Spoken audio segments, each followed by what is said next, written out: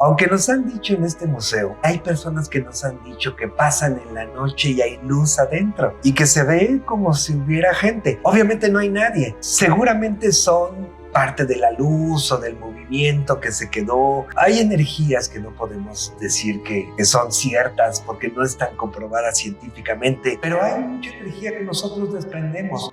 Cuando dices... Bienvenidos a Diversum 33, donde encontrarás una nueva forma de conversar. 33 minutos de un contenido de calidad para ti y para tu familia. Hoy nos encontramos en la sección Un brinco a la nostalgia y estamos seguros que en este episodio vas a regresar a la infancia. Vas a regresar a ese mundo feliz que nos dio la niñez gracias a los juguetes. Y estamos muy felices porque nos encontramos en el Museo de la Esquina, también conocido como el Museo del Juguete en San Miguel de Allende. Quiero dar las gracias a Eduardo Berrocal por atendernos. La verdad, de la primera en contacto que tuve contigo, se nota el profesionalismo, la amabilidad y la apertura que tiene el museo para decirle aquí están los juguetes y disfruten. Muchas gracias, Víctor. Gracias, bienvenidos al espacio que nos brindas para poder expresar qué tenemos aquí en este museo. Museo del Juguete Popular Mexicano, todos esos apellidos, porque es muy importante que se diga que es popular y que es mexicano netamente. Bueno, nuestra colección parte de una premisa fundamental. Nuestra directora general, la maestra Angélica Tijerina, lleva 60 años coleccionando. 60 años en los que le ha tocado estar en las comunidades, en los talleres, en los pueblos, de los propios artesanos de todo el país. Y en ese contexto, el aprendizaje y la adquisición de obra ha sido muy importante. Más de 10,000 objetos que tenemos aquí en el Museo del Juguete Popular, exhibidos para que todo el mundo los conozca. Desafortunadamente, algunas cosas y la dinámica social ha cambiado y muchas de las objetos con los que aprendimos y con los que nos divertimos han pasado de moda, porque no tienen pilas, porque no están conectados a la luz, porque no tienen chips inteligentes y son juguetes que los abuelos y los abuelos de los abuelos usaron para aprender, para formarse, para conocer y desde luego para divertirse. Sí, eso es lo que pueden encontrar en este museo. No, muchas gracias. Pues sí, tienes mucha razón, porque yo creo que las nuevas generaciones al ver estos juguetes como que dicen ¿qué está pasando aquí? Y la palabra de ellos es ¿qué onda? ¿No? Con este tipo de juguetes, pero sin embargo creo que nos llevaron a imaginar, a ser muy creativos, a interrelacionarnos mucho, que era bien importante. Cómo compartías tú tu mundo con tu compañera o tu compañero, con tu amiguita o tu amiguito. Por eso es muy importante. Pero en sí, Eduardo, platícanos por qué nace este museo. Pues bueno, después de estos 50 y tantos años de coleccionismo, la maestra Angélica funda una asociación civil. Esa asociación civil, su brazo ejecutor somos nosotros, somos el Museo del Juguete Popular Mexicano. Esta casa es una casa familiar antigua que le perteneció a su familia y donde están actualmente ubicados los juguetes. Se tuvo que hacer adaptación arquitectónica. Ciudad Patrimonio San Miguel de Allende, no se pueden tocar algunas cosas. La arquitectura se tiene que respetar con su emplazamiento original. Más de 470 años de creación de esta ciudad. Obviamente los muros son muy gruesos, los espacios son pequeños, no es una casa señorial. El desafío fue mayúsculo, porque ¿cómo metes más de 10,000 objetos en una casa con 3 habitaciones? Los baños los convertimos en salas de museo, los roperos les quitamos los zapatos mugrosos y la ropa sucia, pusimos vitrinas y están exhibidos ahora muchos juguetes de todo el país. Este desafío nos llevó a decir, bueno, ¿qué vamos a hacer? Vinculación con nuestro sector. Tenemos vinculación directa con los maestros artesanos de todo el país, los conocemos, hemos trabajado con ellos, tenemos proyectos con ellos y desde luego nuestro segundo público objetivo, los niños. Y a partir de 15 años, este año cumplimos 15 años, el Museo del Juguete cumple 15 años y a partir de ahí tenemos 15 años trabajando con niños de comunidades de todo el municipio de San Miguel de Allende y de los municipios que nos quieran visitar. Hacemos intercambios, vamos a capacitar a sus maestros, los niños entran gratis una vez a la semana, les damos recorridos especiales, tenemos talleres donde pueden producir su propio juguete y de esa manera pues este espacio nace como un espacio de comunicación, de promoción, de difusión de los maestros artesanos y de aprendizaje. Como lo dices, nuestros niños están dejando de aprender como aprendimos nosotros. Sí. Eran los momentos familiares en que terminabas de comer, se quitaban los trastes de la mesa, salía el Serpientes y Escaleras o la lotería, la vela al centro y toda la familia socializábamos y a convivir, a jugar con frijolitos, nada de monedas, a tirar a los dados, y era el momento de comunicación y tenías que respetar reglas, tenías que respetar tu turno, tenías que negociar con las personas con las cuales estabas interactuando, y eso era un momento fundamental. Pues seguimos aquí en el Museo de la Esquina, el Museo del Juguete en San Miguel de Allende. Ahora nos encontramos con Ariana, que es la restauradora, la que le vuelve a dar vida a los juguetes, y es una labor de verdad muy precisa, porque si no, la época no va con el juguete. A ver, Ari, platícanos, ¿cómo llegaste aquí o por qué eres restauradora? Bueno, yo desde muy pequeña, a partir de los 7 años, empecé con la pintura, el dibujo, me gustó bastante. Entonces llegué a este lugar, una amiga me invitó. Simplemente empecé, a notar que en salas había muchas piezas con detalles, y se me ocurrió empezar a restaurar poco a poco madera, textiles, barro. Tuve algunos maestros aquí mismo, artesanos, que me ayudaron un poco, me enseñaron sobre los materiales y todo. Entonces, o sea, es una labor, verdaderamente un oficio que elegiste, que te gustó, que te apasionó, y vamos a dedicarle horas a ello, ¿no? Exacto. Mire, por ejemplo, pues, ¿puedo tomar algo? Sí, claro que sí. Aquí está restaurando algunas cosas. A ver, platícanos, ¿esto qué son, los Reyes Magos? Son los Reyes Magos. Caray, mira, nos estamos adelantando a Navidad, qué padre. Sí. Miren, a ver, platícanos, Ari. Algunos de ellos, por ejemplo, no tienen manos, entonces lo que estoy haciendo es como realizarlas desde cero. ¿Y cuál es el material más difícil con el cual trabajas? ¿O qué es lo más difícil que te ha tocado? Pues yo creo que ha sido el textil. El textil. El textil, porque, hay algunas piezas de textil, tienen lana, entonces no llevaron como un proceso de limpieza y se llenaron de gusanitos, polilla, entonces son muchos procesos. Ay, caray, sí, se ve que es muy laborioso. Tienes que tener una memoria fotográfica, ¿no? Para saber, así era la época y así la plasmo, ¿no? Sí. Oye, y así la restauración que más, digamos, te ha causado impacto. Pues han sido piezas de madera. Volver a darles función a los juguetes.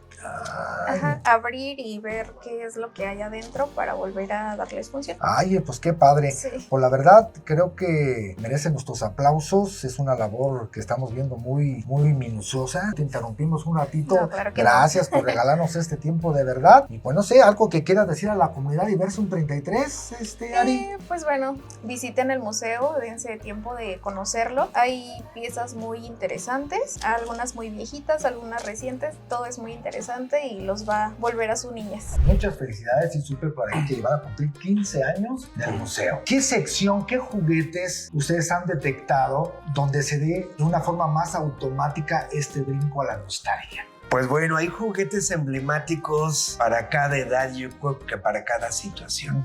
Obviamente, las muñecas son el juguete más reproducido a lo largo de la historia. No estamos hablando de México, estamos hablando a lo largo de la historia de la humanidad. La muñeca, la representación del ser humano, sus partes, cómo se viste, cómo la utilizas, cómo la cargas y le das de comer, es fundamental para la propia creación de nuestros sentimientos como humanos. Crecemos sabiendo cómo vestirnos, cómo cocinar, cómo hacer las cosas. Nos forma. Las muñecas nos han formado para saber cómo somos los humanos. Obviamente, en un segundo momento, los juegos de destreza, que son muy importantes. Tenemos un trompo que dicen que no es mexicano, que ha nacido en otras partes del mundo, pero que ya lo adoptamos en México y lo que lo sabemos tirar. Lo mismo el yoyo, el trompo, la perinola. Son juguetes que de alguna manera, por este sincretismo de culturas, no los hemos apropiado, y no podemos pensar en las generaciones anteriores sin un yoyo en la mano. Claro.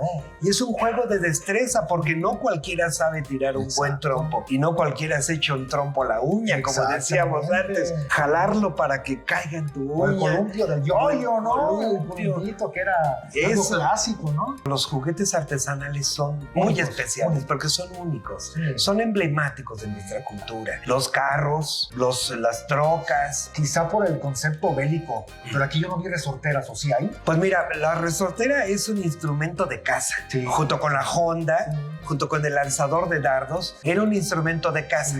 ¿Qué sucede? La evolución misma te da la posibilidad de empezar a divertirte con ellos. Pero de pronto llegó el momento en que ya era una arma bélica importante y entonces pasó de moda o ya no se les da tanto a los niños, ya no se fomenta tanto su uso. Pero hay culturas en el mundo, en la Amazonía, por ejemplo, que siguen empleando las cerbatanas, que era un instrumento de juego, o siguen empleando la honda que usaban nuestros Con las prehispánicos. cerbatanas en nuestras escuelas, agarramos el papelito, lo echamos a la boca, ¿recuerdas? Sí.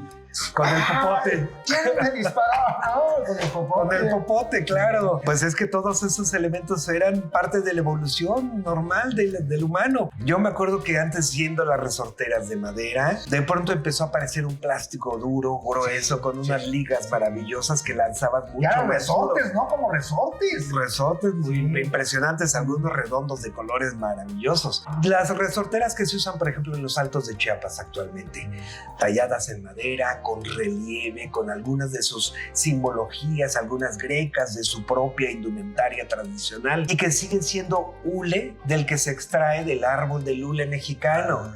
Eso es muy importante, que ese tipo de instrumentos se siga usando, pero que les digamos a los chavos, a los niños, que no es un arma. Ahora coméntanos, ¿qué momentos únicos tienes que se haya vivido aquí con los visitantes en el museo donde digas, esto realmente flashó mi memoria?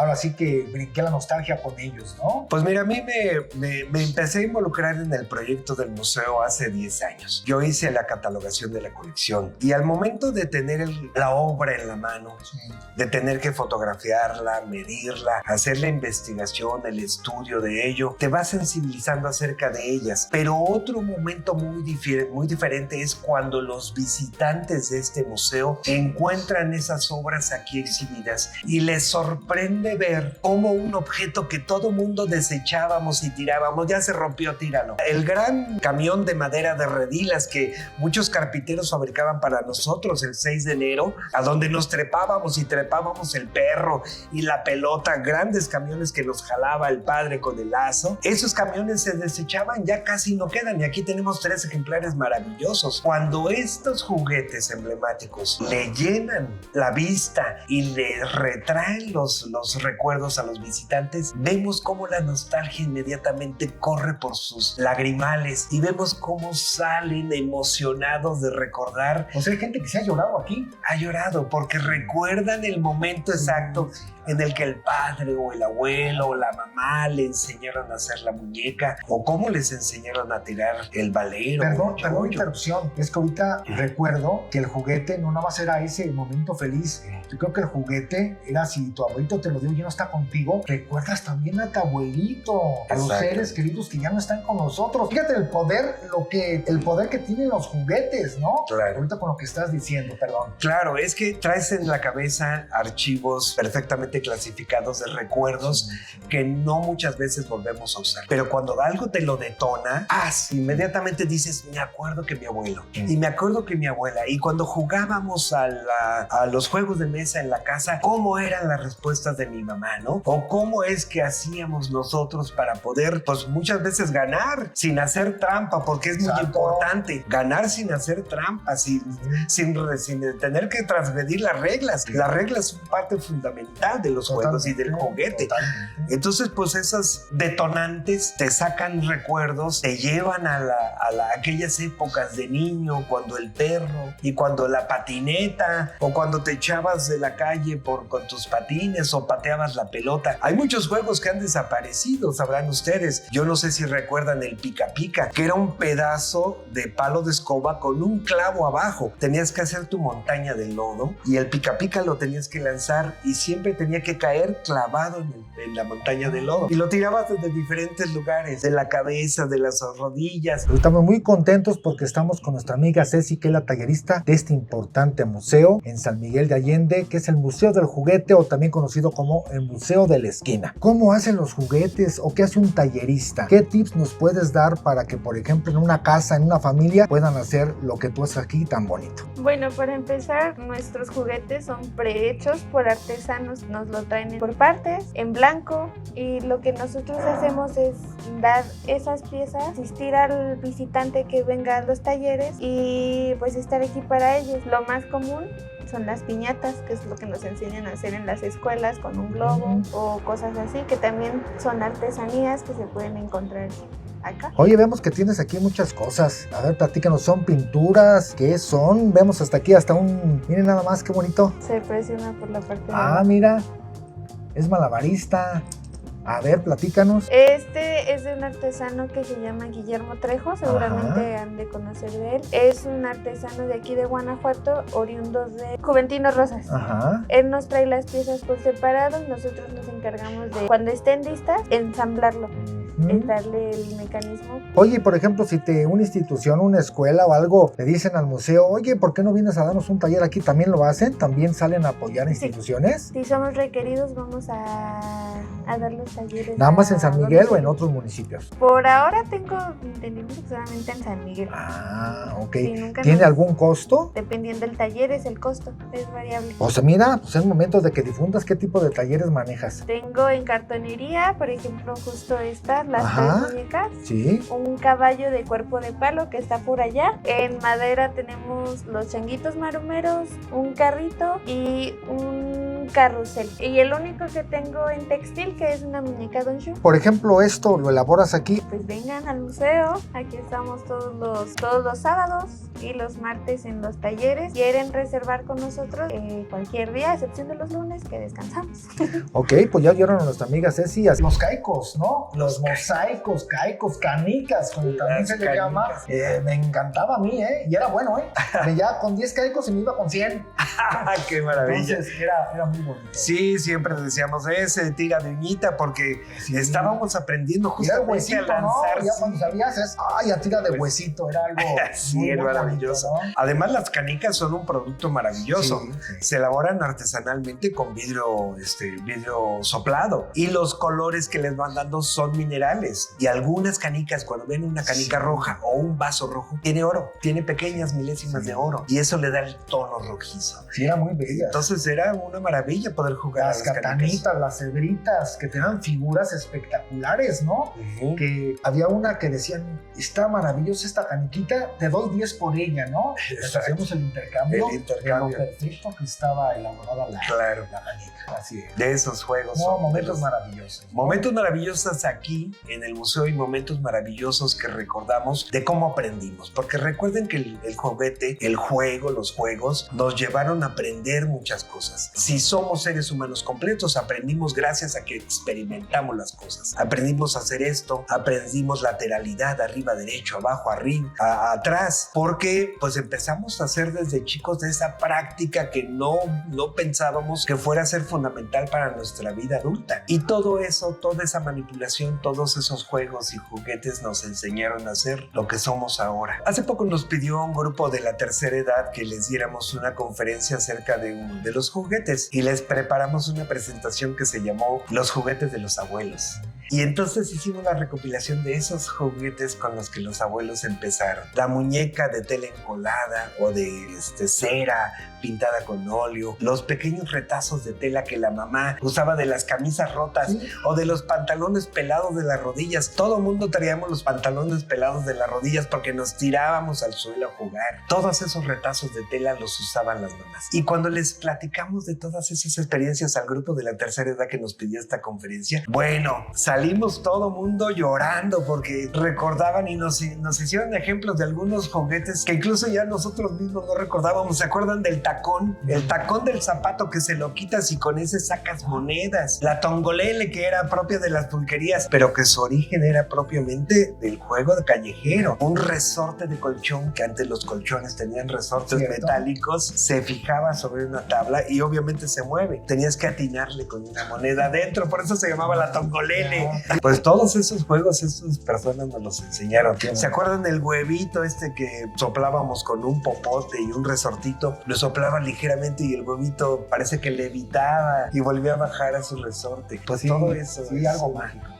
¿no? Algo Cosas mágico. tan simples y tan sencillas, pero con un poder de magia impresionante. Este museo tiene esa posibilidad de llevarte a los recuerdos, de llevarte a la nostalgia, de recordar épocas pasadas, recordar a la familia, recordar esos momentos de convivencia, recordar a los seres queridos que se nos fueron, que fueron el que te regalaron el primer trompo, o que te dieron la primer muñeca, o que te enseñaron a jugar a las comiditas. Este museo tiene 3 salas emblemáticas, las 3 salas con las que empezó este espacio cultural. Una de ellas se llama Jugando a las Comiditas. Son todos aquellos trastecitos de barro que hacen los propios artesanos, que hacen las ollas para el mole, para la paella, para el arroz, para cocer los frijoles, la ponchera. Esos mismos artesanos hacen los juguetes en miniatura y los comprábamos o los compraban los abuelos y nuestros papás para dárnoslos, y aprendimos a hacer pasteles de lodo con lombriz con ellos. Sí. Aprendimos a hacer agua de bugambilia, o aprendimos a hacer ralladura de tabique rojo y era nuestra salsa roja. Agua de tamarindo, que le ponemos tierra, ya se veía como de tamarindo, ¿no? Correcto. Y todo eso, pues nos estábamos aprendiendo con los papás. Sí. Estábamos aprendiendo a cocinar con ellos y nos estábamos divirtiendo. Desde luego, las vajillas Lili Ledi, sí, que aparecieron, claro. Después era un lujo. Sí, ¿no? Y empezaron a ser muy baratos al principio, ahora son caras. Incluso algunas marcas de juguete mexicano de plástico semi-industrial o industrial ya desaparecieron. Sí.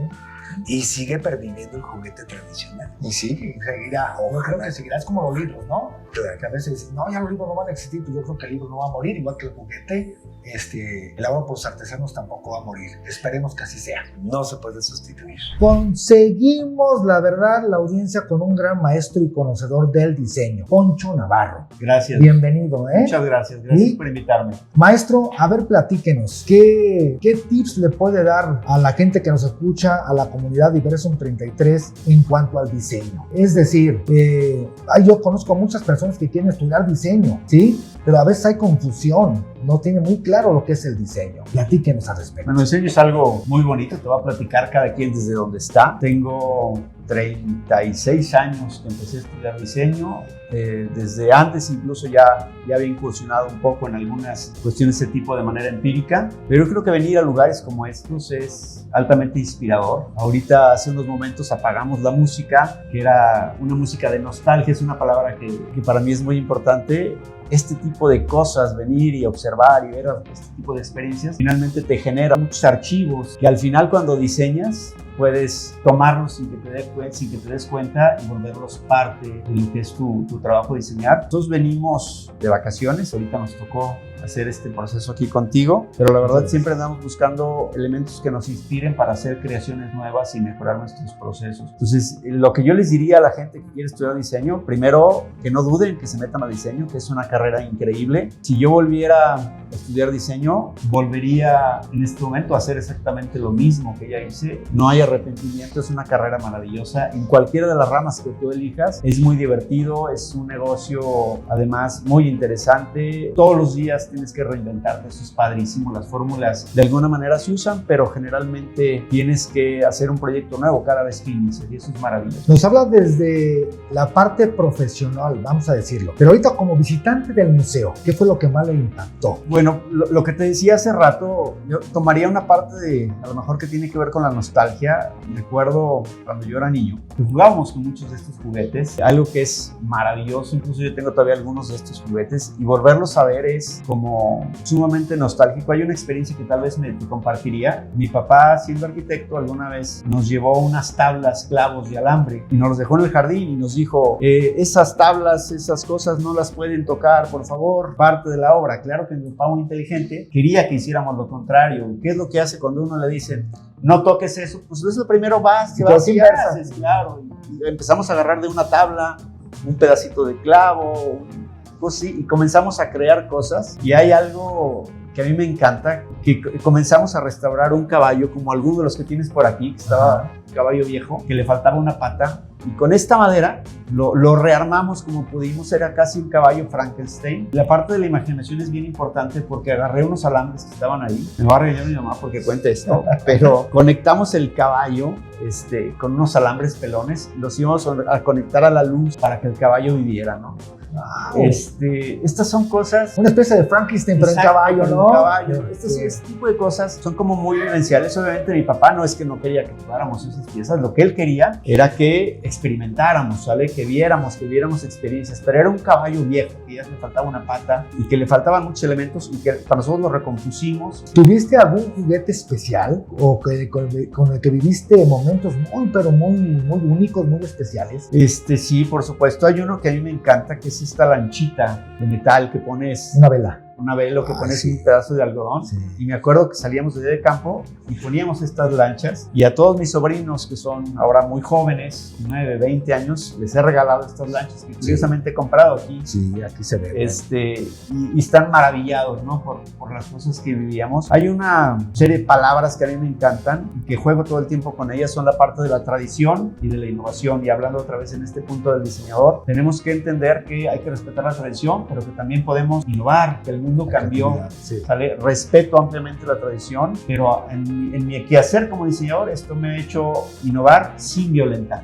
Pues algo más que quieras agregar, que quieras dar unos tips, unos mensajes a... Que vengan y revivan, porque esto de revivir muchas de las cosas que tenemos es un lugar increíble. Cada vez que vienes, yo vengo seguido, no solo vengas una vez, porque siempre vas a ver cosas diferentes, sí. Porque tu mente observa cosas diferentes cada vez que vienes. Ahorita que venía bajando son muchos pisos, y vienes bajando y pasas por una sala, encuentras un detalle que no viste la primera vez que viniste, y luego bajas y encuentras otra parte. Muchas gracias, de verdad, por tu tiempo. No, al contrario, vas por tu tiempo. Mira, pues resulta que muchos de los elementos que actualmente tenemos como juguetes no lo eran en un principio. Eran instrumentos de caza, como ya lo dijimos, o eran instrumentos para cargar los granos, para contener el agua, para cocinar, para taparnos. Un huipil, un quesquemel prehispánico mexicano se emplean en las muñecas actualmente, pero es un elemento que era de uso. Las muñecas, la primer muñeca, las Venus, que aparecieron en la época prehistórica en Europa, que se tallaban en madera o en piedra, las Venus tenían una connotación, tenían un significado y se empleaban para algo. No eran propiamente una muñeca para el divertimento, era un elemento mágico. Son esculturas de mujer que tienen muchas protuberancias en su cuerpo, es decir, caderas muy amplias, senos muy prominentes, personajes robustos y que significaban fertilidad. Como elemento fértil, mágicamente los humanos lo empleaban para poder transmitir esa fertilidad a la tierra cuando no tenían alimentos, o al mar cuando querían pescar algunos elementos del mar. Era un elemento mágico, y en ese sentido, cada uno de los elementos que fueron mágicos o tuvieron un empleo diferente al actual, pues siguen conservando parte de sus elementos simbólicos, de sus elementos culturales. Aunque nos han dicho en este museo, los museos obviamente tenemos que cerrar en algún momento del día. Aquí cerramos a las 6, 7 de la tarde todos los días, y hay personas que nos han dicho que pasan en la noche y hay luz adentro y que se ve como si hubiera gente. Obviamente no hay nadie. Seguramente son parte de la luz o del movimiento que se quedó. Hay energías que no podemos decir que son ciertas porque no están comprobadas científicamente, pero hay mucha energía que nosotros desprendemos. Cuando dices hice clic con esa persona, es porque tu energía está coincidiendo con la energía del otro, empatando. Y muchas de ellas quedan sueltas por ahí. No es que sea mágico, no es que sea brujería, no es que tenga una vida propia, sino que son propiamente aquellas cosas que se quedan ahí. No sé si les ha tocado que cierren los ojos y aprietan la vista, y cuando los abren ven como puntitos de colores. Esos puntitos de colores son la energía que tú estás dimanando hacia afuera, y que cuando tienen conexión con otro, pues hacen una chispa, porque hacen chispa. Qué buena explicación, porque lo que nos dices es que había ese tipo de muñecas, pero al momento de su elaboración ya tenían un objetivo, ¿no? Correcto. Ya se decía, esto es para explicar, Sí. Y los otros, pues, el juguete y un ser de ultratumba del más allá, o los José, ¿no? Que es las leyendas por ahí que teníamos, ¿no? Yo no creo en esa posesión, pero sí creo que los materiales tienen una de vida. Ciertos materiales tienden a crecer o a contraerse dependiendo del grado de humedad. Todos los museos tenemos que tener un control de temperatura, de humedad al interior de nuestros recintos. Muchas de las fibras vegetales que tenemos aquí atrás de nosotros, estamos viendo ¿O la madera? O la madera misma se contrae dependiendo de la humedad y eso crea rechinidos. ¿Está rechinando el museo? No, pues es la madera que está rechinando. Crujidos. ¿Cuáles juguetes del Museo de la Esquina en San Miguel de Allende, Eduardo, son los más cálidos? Hay muchos juguetes. No tenemos juguetes muy antiguos. Yo creo que algunos de ellos son mediados siglo XIX, finales siglo XIX y principios siglo XX. Uno de los juguetes de principios del siglo XX llama mucho la atención. Las películas de cine, que se llama celuloide, es un plástico derivado de los árboles. De ese plástico del celuloide del cine se derivó el sololoid, que es el de las muñecas. Y en principios del siglo XX, hasta tal vez por los 40 o 50, todos los muñecos eran de ese tipo de plástico, de sololoid, hasta que no apareció y se explotó más comercialmente el petróleo, que ahora son plásticos derivados de químicos y de petróleo. Ese sololoid son juguetes que, sobre todo las personas más grandes, les llevan mucho a la nostalgia y nos cuentan sus aventuras con ellos. Recuerden que hay un dicho popular que dice: pareces muñequita de sololoid, porque el sololoid era un plástico muy delicado. Si le ponías mala mano lo rompías o le hacías una hendidura. Por eso el verso de pareces muñequita de sololoid, que con cualquier cosa te lastimas, ¿no? Y por eso es que no existen tantos muñecos de sololoid actualmente en el mundo, porque se degradaban y se tiraban al suelo. Ese muñeco te lleva mucho la nostalgia y todo el mundo viene preguntando: ¿dónde están los muñequitos de sololoid? Y nuestras compañeras, nuestras guías, las compañeras de este museo, pues han tenido que aprender la historia de ellos para contarles toda esta importancia que tiene ese primer plástico, la importancia que tienen ese tipo de muñecos para una época del mundo. Platícanos, para ir cerrando, ¿cuál era tu juguete favorito? O tu juego favorito también se vale, ¿no? Pues mira, sí nos veíamos en la esquina, por eso el nombre de este museo. Porque todos decíamos: nos vemos en la esquina. Te veías con los cuates, platicabas con ellos, pateabas la pelota y empezaban los juegos con ellos. No solamente el fútbol u otras cosas. La roña, los encantados, el avión. En Valle de Santiago, soy de Valle de Santiago. En la esquina era donde veías a la novia. Ese era el punto de reunión donde empezaba la diversión para muchas cosas. Ahí se veían los teporochos también de las colonias, ¿no? Claro. Enfrente de la Pulcata, para que las no esté tan lejos. En la esquina, la esquina es mágica, ¿no? Claro. Esa geografía, de verdad. Las colonias antes eran chiquitas, ahora son monstruos nuestras ciudades. Pero siendo las colonias pequeñas, ya sabías que era la esquina de los chavos, o la esquina de los teporochos, o la esquina de los novios. Entonces, todos esos juegos yo sí los jugué de chavo. Todos esos los recuerdo perfectamente, pero recuerdo más aquel juego que me hizo mi padre, que era carpintero. Aquel camión maravilloso, grande, donde metíamos al perico, yo y mi padre jalándome por la casa, ¿no? Esos son los juegos que yo más recuerdo. Muchas gracias, Eduardo. Antes de terminar, sí, también te quiero decir que yo creo que un juguete representa una época, tiene el espíritu de una época, y desgraciadamente yo me acuerdo, especialmente en Valle de Santiago, como en los Corpus estaba el caballito, la máscara de los diablitos, los luchadores, y veo que eso se está perdiendo cada vez más. En sus comentarios, que nos compartan también esos momentos maravillosos si tuvieron con un juguete o un tema específico que debamos tratar con respecto a este brinco a la nostalgia de los juguetes o de otro tema, para que nos lo hagan saber. Pues nada, como bien haces la invitación, el público es fundamental porque ustedes son los que recuperan cultura y tradiciones de México. Al conocer esto, lo pueden difundir. Las cosas se pasan de boca en boca. Seguimos siendo chismosos en este mundo. Entonces, la comunicación personal es muy importante. Vengan a conocer espacios como estos, porque la promoción cultural es fundamental. Este tipo de lugares, de espacios radiofónicos, de estos sitios, de estas conversaciones que podemos tener, son fundamentales para que todos recuperemos, seamos promotores y logremos que este mundo maravilloso del juego y del juguete. Los invitamos, vengan al Museo del Juguete aquí en San Miguel de Allende. Vengan al Museo del Juguete en San Miguel de Allende. Gracias, Eduardo. La verdad nos la pasamos muy bien en el recorrido, de la plática. Pues a ustedes. De todo corazón, todas las facilidades. Y amigos de Diversum 33, los esperamos en el siguiente episodio. No se olviden, suscríbanse, compartan y denle like para que esta comunidad siga creciendo y podamos seguir difundiendo un contenido de calidad para ti y tu familia. Hasta luego.